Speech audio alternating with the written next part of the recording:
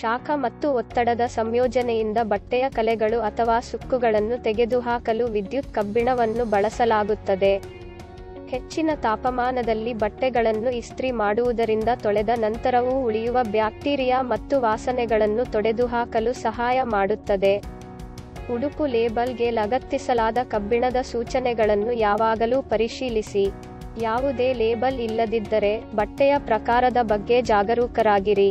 ಬಟ್ಟೆಯನ್ನು ಇಸ್ತ್ರಿ ಮಾಡಲು ಸೂಕ್ತವಾದ ತಾಪಮಾನ ಡಯಲ್ನಲ್ಲಿ ಸೆಟ್ಟಿಂಗ್ ಅನ್ನು ಆಯ್ಕೆ ಮಾಡಿ. ತಾಪನ ಸೂಚಕ ಬೆಳಕು ಹೋದ ನಂತರ ಇಸ್ತ್ರಿ ಮಾಡಲು ಪ್ರಾರಂಭಿಸಿ. ಬಟ್ಟೆಯು ವಿವಿಧ ನಾರುಗಳನ್ನು ಹೊಂದಿದ್ದರೆ ನೀವು ಯಾವಾಗಲೂ ರಚನೆಯ ಕಡಿಮೆ ಕಬ್ಬಿಣದ ತಾಪಮಾನವನ್ನು ಆಯ್ಕೆ ಮಾಡಬೇಕು.